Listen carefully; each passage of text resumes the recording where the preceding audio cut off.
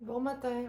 Avant de partir travailler, je filais pour répéter que, d'après moi, les noms de maladies, tout comme les toponymes, tout comme toutes les bases de ce qu'on nomme, je pense que ça a été nommé en langue des oiseaux en français, puis que notre bilinguisme, façon de parler, notre façon de parler au Québec, là, nos anglicismes, tout ça, ça fait partie de la langue des oiseaux actuelle, du moins.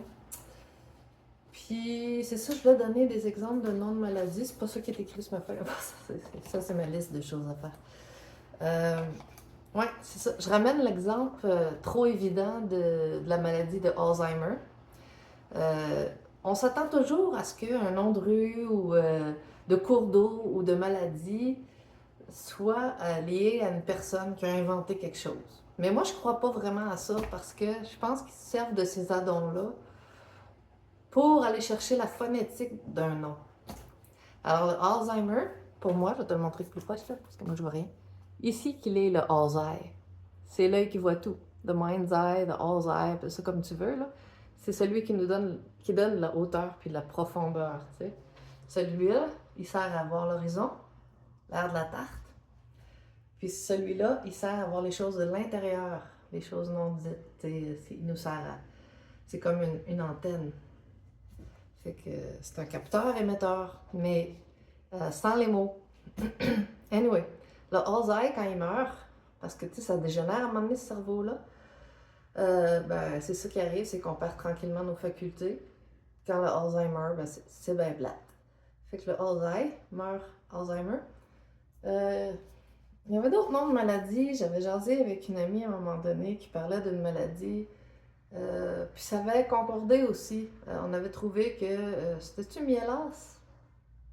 Une maladie, Mielas? En tout cas, ça fitait, là. C'était comme une maladie qui, en réalité, avait un lien avec la lassitude. Fait que. Mi. Milas. Milas, à moitié las. Tu sais, quand t'es las, quand ta vie est chiante, pour X raison. Mais là, je le cherche, là. J'ai pas mes lunettes. Fait que c'est pas une vidéo très très professionnelle, comme d'hab. Mais ce que je dis, je le pense, puis j'y crois. Puis j'y pense pas mal. Je suis dans le dictionnaire de Larousse, là, des. Puis là, je regarde s'il est là, mais je crois que c'était pas encore nommé cette maladie-là à cette année-là. C'est pour ça que je le trouve pas. Ça, c'est un dictionnaire de 1900.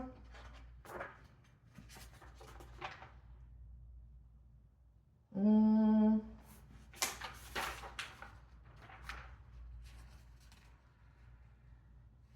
vois pas grand-chose. Ah, 1952. Fait que c'est ça, la maladie, elle a été nommée plus tard. Fait que j'avais trouvé le nom sur Internet. Mais anyway, les noms de maladies sont nommés en langue des oiseaux, d'après moi. Puis c'est le fun au bout, parce que ça nous aide à comprendre les choses. Puis un autre truc que j'avais remarqué aussi, c'est.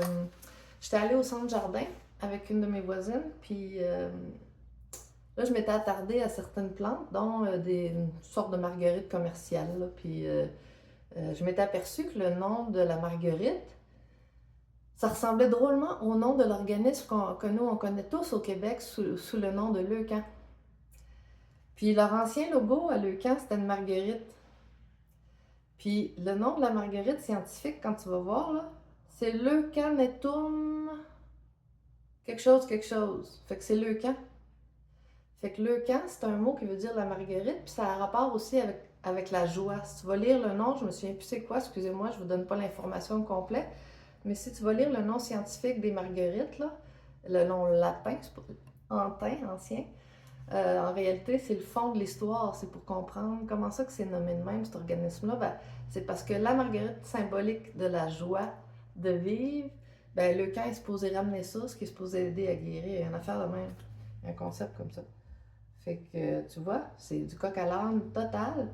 Mais si vous prenez le temps de penser à ça, souvent ça fit. Fait que des fois, si vous avez quelqu'un qui reçoit un diagnostic de quelque chose, ben, s'attarder à qu'est-ce que ça dit, ce nom de malaise-là.